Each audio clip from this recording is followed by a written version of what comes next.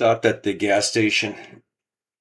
Just trying to maintain a Sunday routine where I go and have a sandwich, chips, and a soda over at a little shop on Main Street. They were closed today, supposedly. I suppose for the week for the holiday weekend.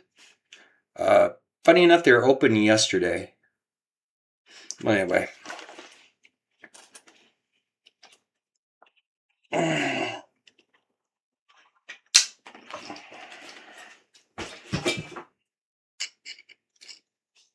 let me get some caffeine.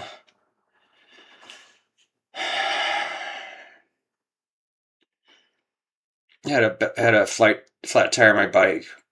Wasn't too bad. Well, I just bought it. It's a used bike. I just bought it like 5 days ago for $250. I really didn't want to. My buddy, he's having, well, people stressed. So he's selling used stuff, and I had a good time with it. I was able to make it to the county fair, which I wouldn't have gone to if I didn't have the bicycle. My bike, I have another bike that has two flat tires, and the tires themselves, well, they're tearing and things.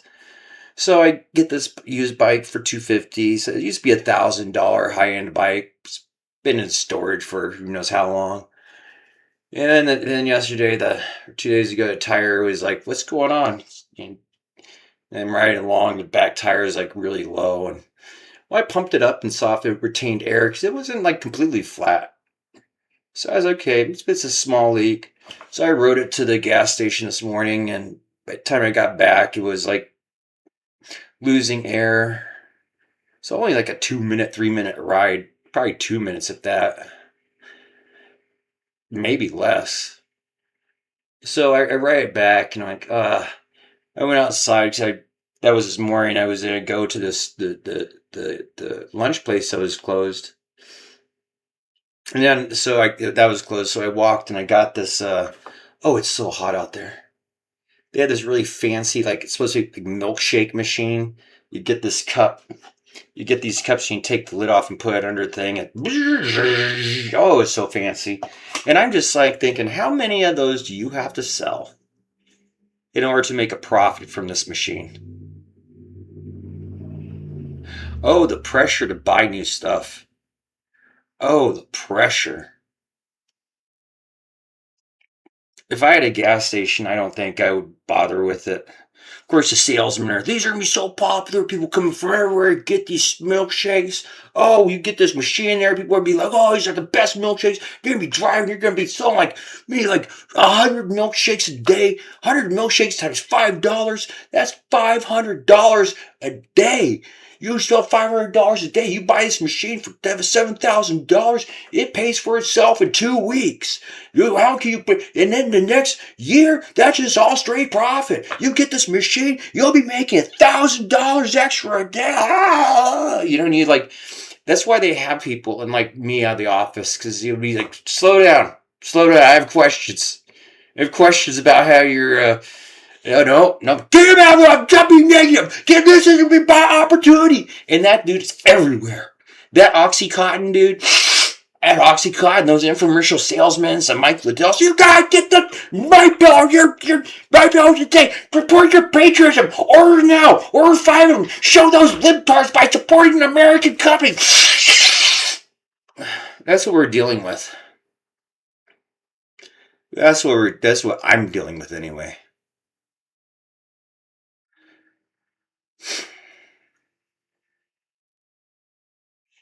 So, well, a bunch of middle-aged men.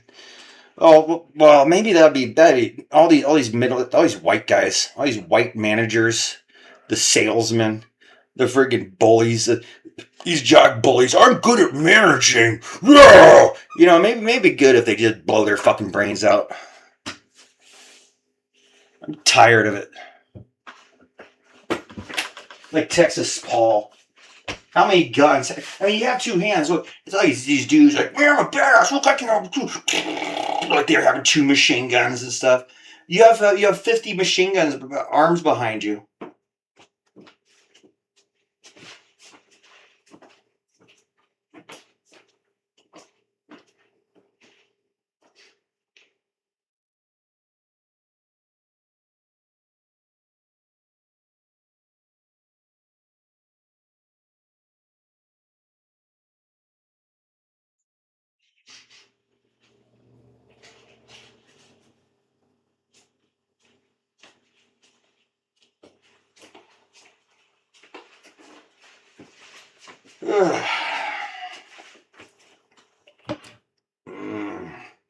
Fortunately, I had leftover chicken wings, so I really didn't need the lunch that much.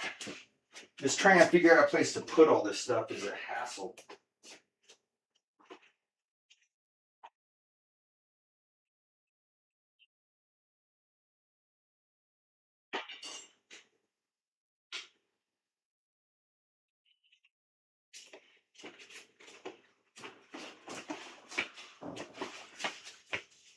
I went to an art show years ago, and it was Andy Warhol. I grew up, it's like Andy Warhol's this controversial name because they're like, Andy doesn't really do art. He's not really an artist. And he talked about Campbell soup can and pictures of celebrities.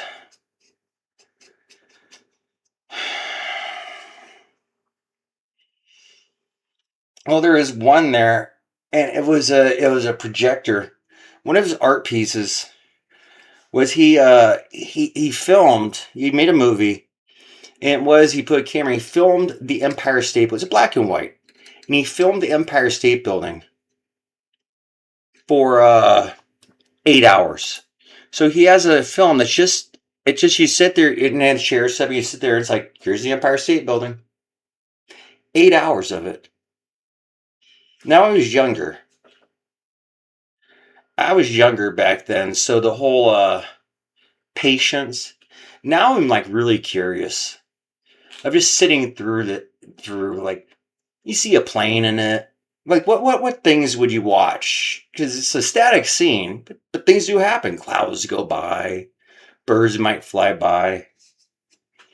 Just those little things of sitting on a porch and just being like,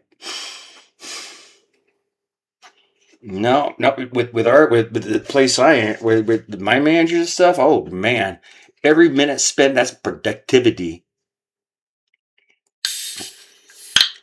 So libtard. I mean, I don't know if he's liberal because he's not liberal. He's not a libtard. He's conservative. Like, anyway, I was watching side scrollers. Craig is triggered. And it's like, whatever.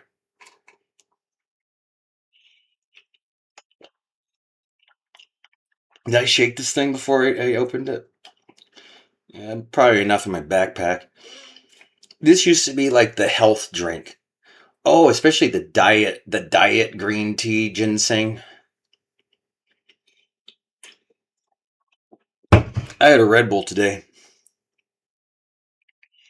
and that was something. So I have poor quality streaming today. Makes sense.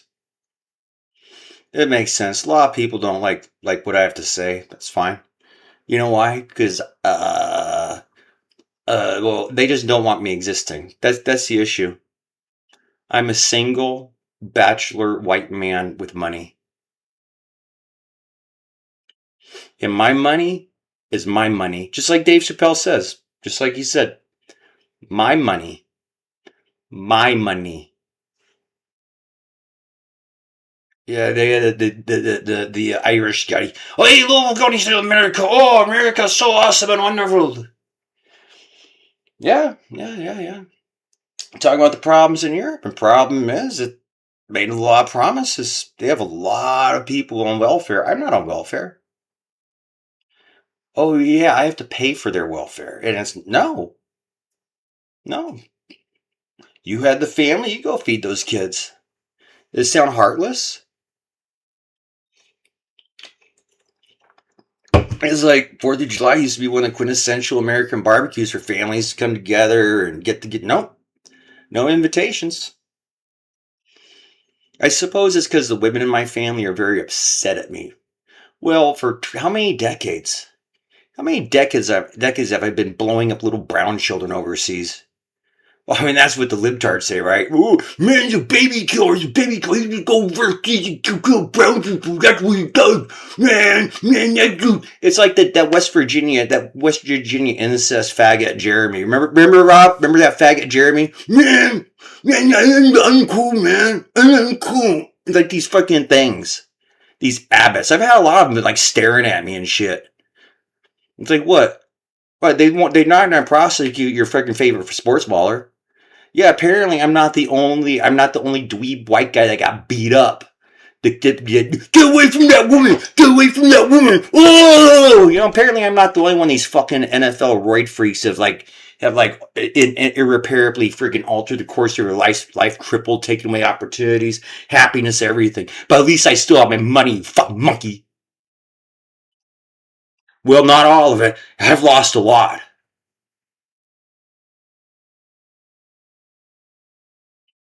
It's a construct. It doesn't exist. So why did I call this thing AHS Forward Hotel? American Horror Story Hotel was that was back in the day when I had like it's a difference when you have when you have a paycheck when I have a job when I had a job I could relax more because I knew I had the money I spent I would get more. And so the stress of being able to watch things was easier. Now I just lose money every day. See, Craig and side scrollers, there's a whole community. Their job is be streamers. Twitch, Twitch has a streamer university. Yeah, you come, you learn how to be a streamer. What's my job? I'm a streamer. Well, apparently, streamers have their own government. They have their own government forming. Get you offline. Go back to work. Go back to work. You go back to work. I'm a streamer. I'm a streamer. I'm gonna go have fun. We're gonna go have fun today, guys. We're professional streamers. Give me money. I'm a streamer. It's like government authorized streamers. It's secret police. Except they're like really, really getting bad about it. So anyway, 2008, I was in the Navy Reserves. I was watching Dynamite Twins today. And there's a thing. See, the Army, even back, they didn't have the numbers to support as big as an ambition as the war on terror was. When I was in Iraq in 2004, involuntarily mobilized, it's like they called me up, said, you're under section, like, you're being involuntarily mobilized. Do you understand? I'm like, yeah, it's part of the contract. In 2008, they were like, do we have volunteers? Because this was an Army job. See, the Army didn't have enough people willing to deploy. And so they asked, like, they came to the Navy and said, it's not a ship. We're not having wars. Terrorists don't have their own ships. So the Navy wasn't on the sea, wasn't having that type of stuff. So like, we had so many sailors. They're like, would you like to deploy? And in 2008, we also had a lot of unemployment. We sat around on drill weekends talking about like things like, man, what are we going to do for work? Reserves don't pay. It's not a full-time job. It's a 1 week in a month. And so some of us jumped at that opportunity. 20,000, 25,000. Well, if we did an entire year, you get $2,500 a month. $2,500 a month.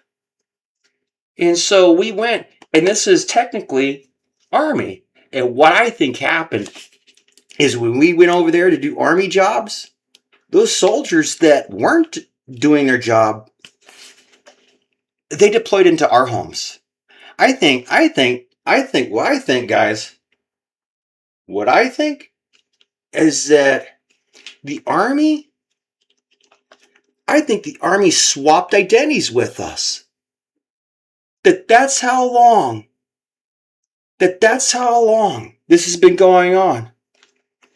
That in the official, because Pentagon doesn't have hundreds of thousands, millions. Somebody in an office in Washington just going through paperwork really doesn't know all these people.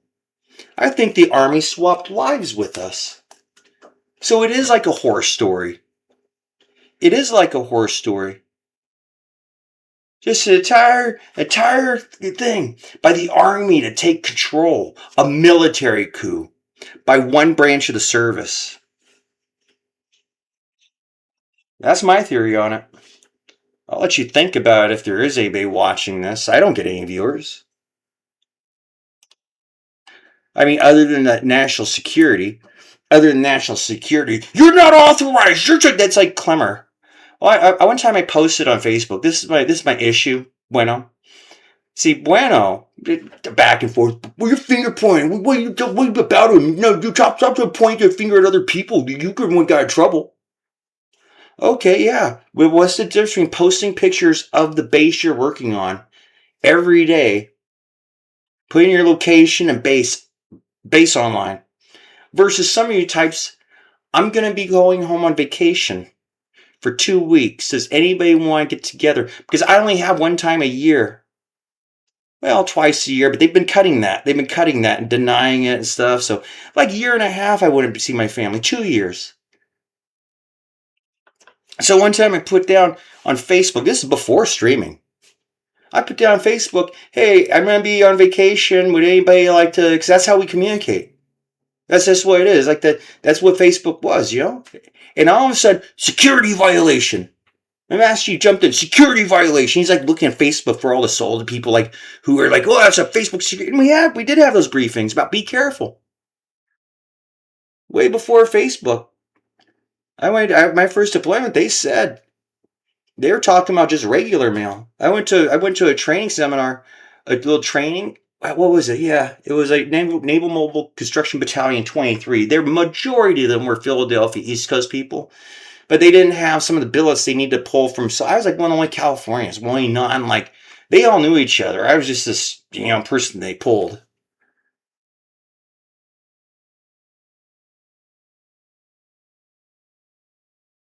So we had before our deployment, we had training, and the guys like, listen, they've been watching this war on terror is different than we think.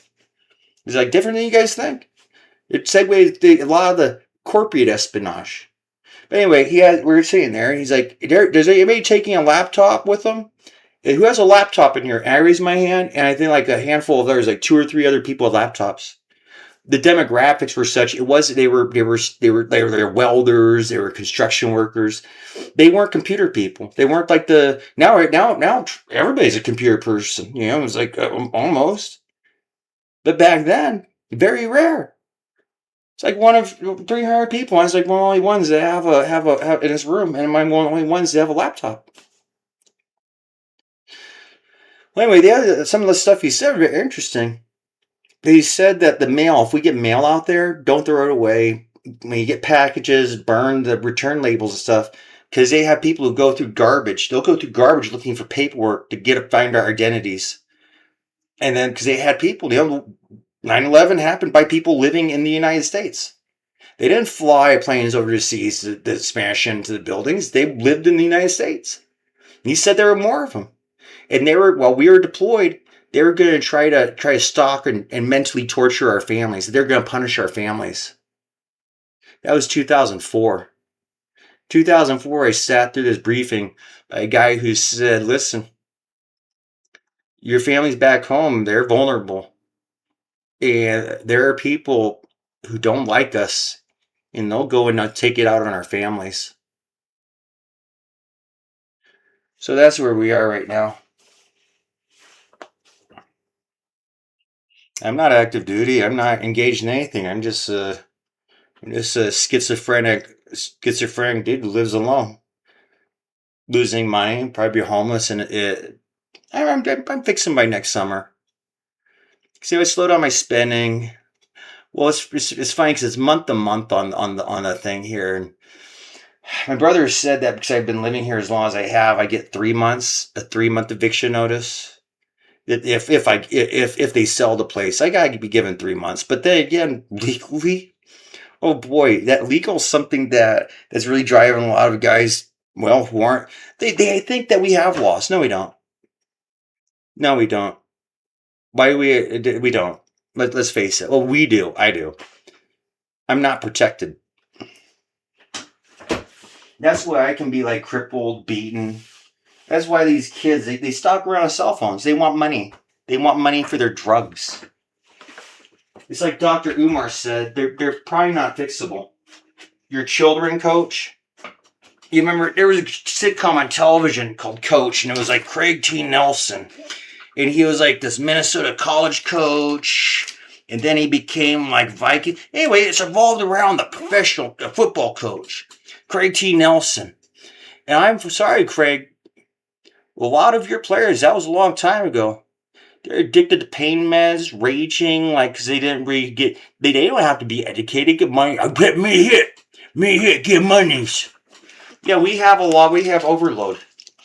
That's been the American dream for so long. Now the dream is Streamer Academy.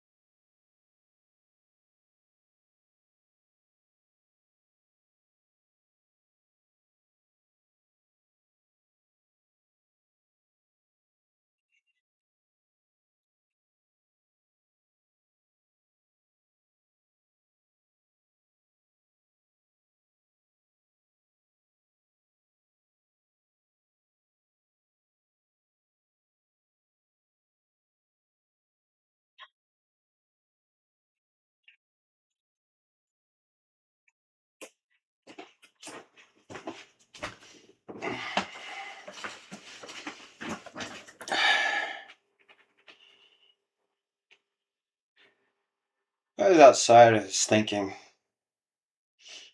this is like our politics and the president. It's such a well, the World Cup's going on. Soccer's been a interesting sport and thing. Try and get more Americans, more North American, more North Americans to watch it. But we had football, and for my life, when I was like nine, I think when I started watching football. Sat there in front of the television, and it was like football was on, and at the time it was like I remember Giants, Bears, Giants, Bears. Those were the teams that were being telecast in the area I was, and I just ended up liking the Bears colors better, I guess. And like, who's your favorite team? And I was like, the Bears. They were on television. They're popular. It was like 90. It was 84 or so.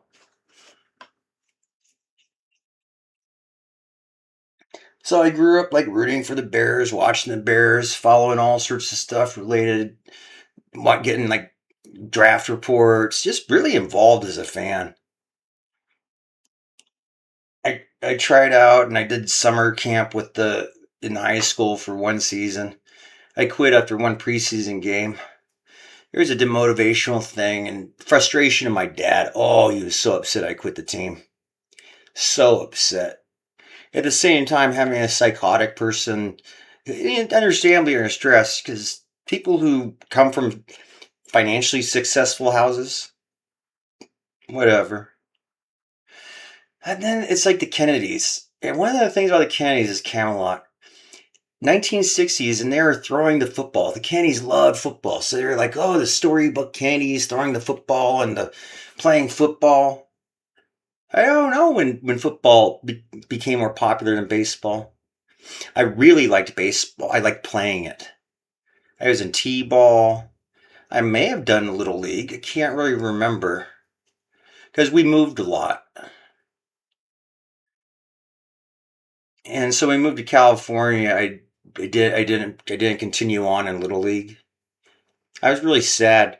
There was little league thing going on. My dad drove to it. I was sitting in the car. I was ready. I might go out there and with the little league. He got back in the car and he's like, "No, you're not playing little league here."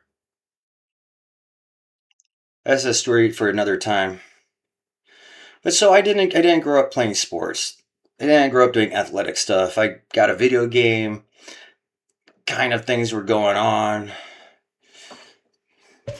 Kind of a shut in. Didn't have many friends. The kind of thing. There's a lot of guys like me.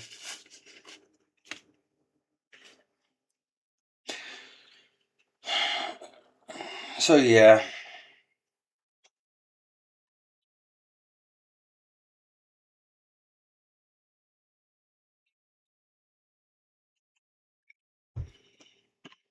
I'm so tired. I drank too much last night, but then again, I drank too much every night, mostly. I've had some good nights. I have stuff I want to do in the morning, so tonight I'm really trying to resist going to the bar. Just really trying to resist that. At the same time, it's the only time I get to talk to anybody. See, I'm streaming, but I have nobody to talk to. My brother disavowed me because he's oh yeah, yeah. Well, I think mentality from these sports things because the big cities have the sports, right? The professional teams, and I heard some Buffalo Bills. They're like Buffalo is most diverse. And no, no, no, no. See these people during the BLM stuff, Black Lives Matter.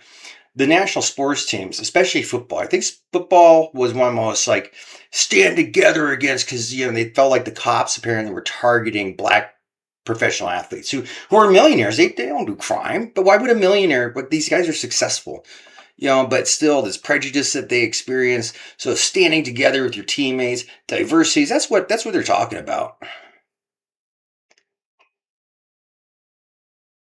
And but they can't really talk, right? Because this is a very interesting city where the violent crime they kind of get noticed. It's like, no, that guy's not from here. What do you mean that guy would go? Yeah, yeah, he didn't look like anybody from this area. or they're moving out of cities, right? No, they love the cities. So that's what we're talking about. When I was deployed, oh my goodness, was this where the Philadelphia cheerleaders? I think Philadelphia cheerleaders made a USO appearance. Oh, it could have been. It could also been 2004. The USO tours. They're out there bringing celebrities out to visit and meet. Oh my goodness.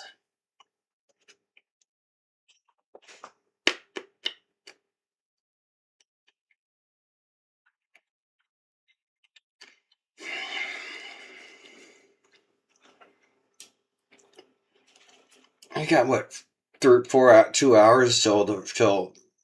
Well, anyway, favorite streamers.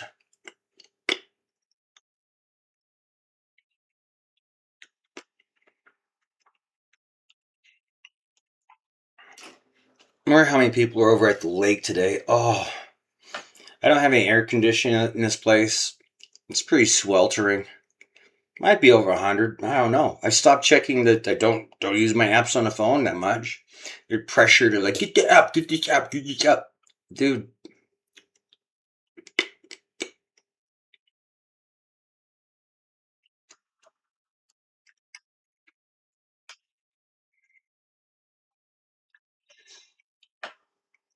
Oh, my streaming's gone. It's probably the heat. I probably what it is. I probably have a combination of my hard drive is pretty full. So the processes and services and stuff probably.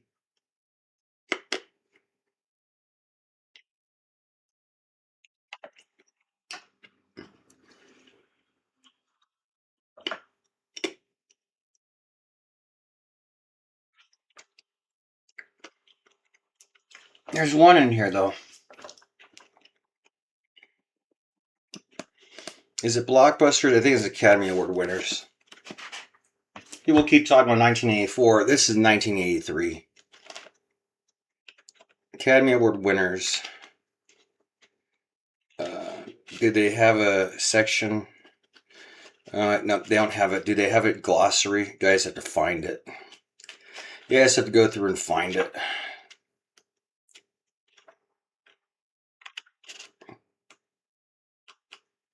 Okay, it looks like a picture.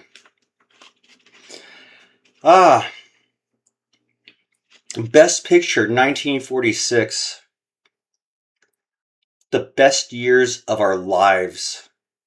Starring Myrna Loy, Frederick March, Dana Andrews, Teresa Wright, Virginia Mayo, Hoagie Carmichael. Producer Samuel Goldwyn. Director William Wyler. Screenplay by Robert E. Sherwood. Based on a novel by Mackinlay Cantor. Released by Samuel Goldwyn Archeo Radio. That's interesting. I've read this a few times. This first time I really know a novel. Maybe off stream I'll look it up.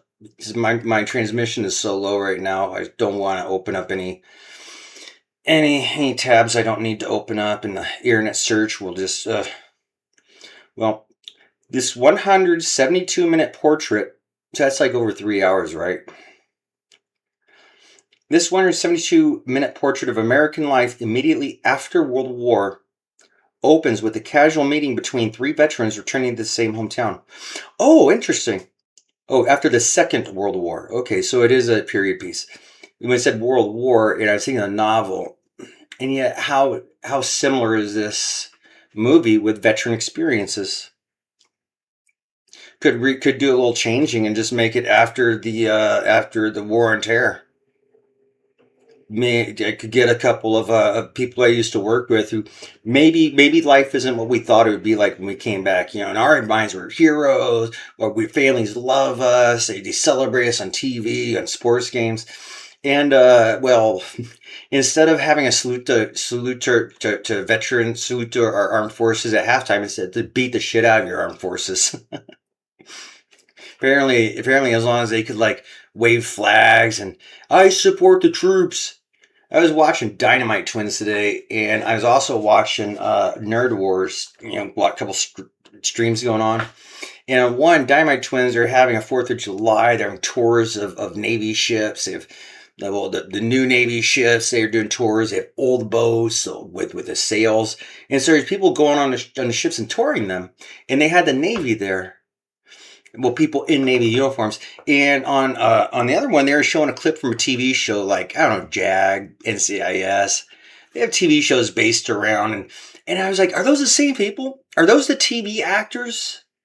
Are those the people from the TV shows in uniform, like as Navy people? I think so. Well, which would be a problem if the actors in their costume uniforms got so like accustomed to walking around during Fleet Week and getting, yeah, I'm a Navy person. I'm a hero. The other TV actors. And then the real people come back. Now, that's another question. Are they pretending to be real people? Like, am I such a bad actor that they have to hire an actor to play me in a movie? Well, I mean, at least ask me. How do I know they're going to get it right? If I have an actor in a TV show or movie, like who's acting, because there's another thing here. And let me read this. Let me continue reading this because this is going to be a short stream. Okay, this 172-minute portrait of American life immediately after the Second World War opens with a casual meeting between 3 veterans returning to the same hometown.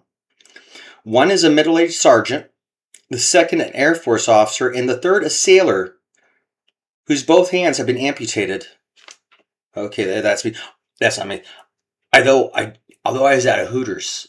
And it's kind of like there's a thing in the brain. It's a little, sometimes hard to look at. But yeah, I remember being Hooters and a guy in a military town. He had like 2 forks where he was like, it was like Captain Hook, but with 2 hands, 2 hooks.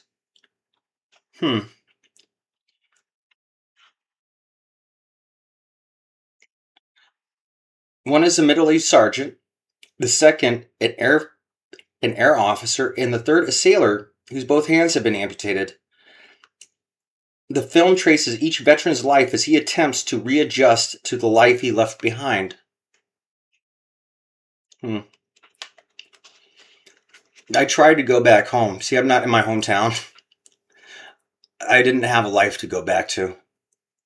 Such moments as when the sergeant arrives home unexpectedly and his wife exclaims, "I look terrible!" Or when the sailor's mother lets escape an uncontrollable sob when she sees her son's mechanical hands give this powerful drama many glimpses of truth and the everyday existence of down-to-earth folks. The Best Years of Our Lives won 6 Oscars. Best Picture, Best Actor, Best Supporting Actor, Best Screenplay, Best Musical Score, Best Film Editing. Well, since the other ones don't have their own sections, I'll Best Actor, Frederick March. Best Supporting Actor, Harold Russell. Best Screenplay, Best Musical Score, Hugo Friedhofer. Best Film Editing, Daniel Mendel. So Best Actor, 1946, Frederick March. 1897 to 1975, starring in The Best Years of Our Lives. It was while recuperating from an appendicitis attack in a hospital that Frederick March decided to forego his planned career in banking and try to become an actor. His first Oscar was won for Dr. Jekyll and Mr. Hyde, 1931 and 1932. His second for his portrayal of a returning veteran, a banker, interestingly enough. And the Best Picture of 1946, The Best Years of Our Lives. At 49 years old, Mr. March masterfully exposed the problems of veterans returning to a world they once knew intimately, but now seems unfamiliar. Frederick March continued to make many notable contributions to movie making in future years and has been nominated for Academy Awards 5 times. Some of his most important films were Death of a Salesman, 1951, The Desperate Hours, 1955, and Inherit the Wind, 1960.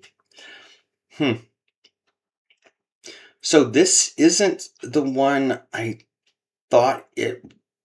Well, it is the one I thought it was, but there's another one in here. Going through this, this is called the Movie Reference Library, and it is.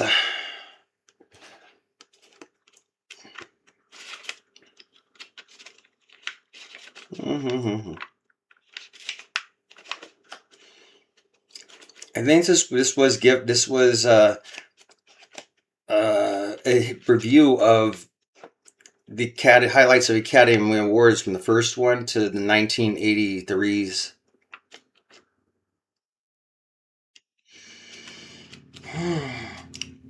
Somewhere in here, somewhere in one of these little not like these little books, it has an interesting thing. I think it was.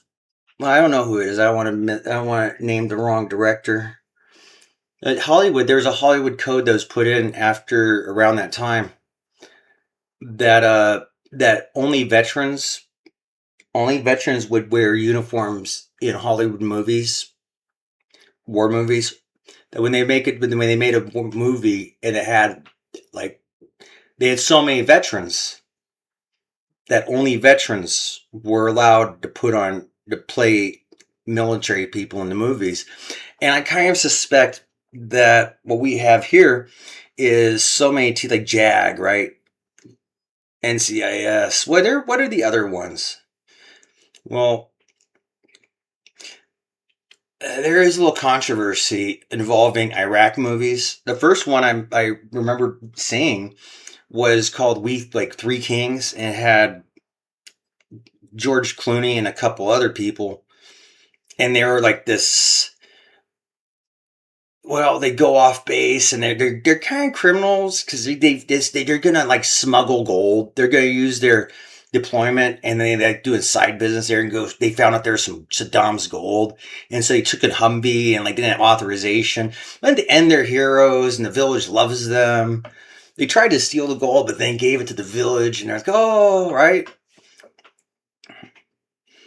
Well, there are other ones. Zero Dark 30. I think that was about the secret operation that killed Osama bin Laden. Where was I? Where was I when they put that in the news? I think I was actually in a chow hall getting ready for a deployment, and they broke the news, and people were cheering, and then, "Wow, Obama did what George Bush couldn't. Obama got Osama bin Laden." And then later on, the SEAL team that pulled off the operation, they died in a helicopter crash. But they made a movie about it. I don't know who played the dead men. I have no idea who like portrayed these dead soldiers. But then there's another one. It's called a 12 Strong. Most of these ones I haven't ever seen. Oh, there's Jarhead, and that has Jamie Foxx. That was based on like. I wonder what it was like to be out there and have this acting crew like, yeah, we're making a war movie about what you guys are doing. A lot of these young guys are like, oh, cool, man, Hollywood's here, you know? Except that when I think 12 Strong, because of the sentimentalities, I heard they replaced, like, see, there's one thing to have a character that looks like the guy, like if you could find someone that looks like me. And then there's like Finn. Like Finn from Star Wars. Now, Star Wars isn't real, so really nobody said, that's based on a real person, no way to him. No, that's a made up movie. However, in 12 Strong, apparently those guys are still alive. I don't know if yeah, it's Hollywood magic. Now they say I've heard that their complaints were that they removed because it was all white men. The like what we would identify as white men, and they replaced half of them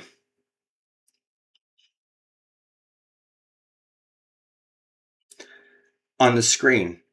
So like that was the World War II was so long ago. I wonder how angry people were getting to find out. Well, movies are lies. I mean, movies are just made up. However, if the actor continued, see, if they're actors pretending to be American citizens, we have blurring lines. We have blurring lines in this country and a lot of bleed over. And it's been 5 years since I returned from Afghanistan. This is my fifth. This is my fifth 4th of July. My patriotic family out in Salt Lake City disavowed. Now, is it disavowed to the point they're lying? See, that's why I want to know, Salt Lake City.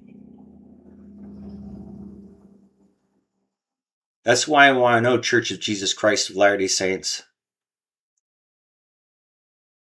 How big is the lie?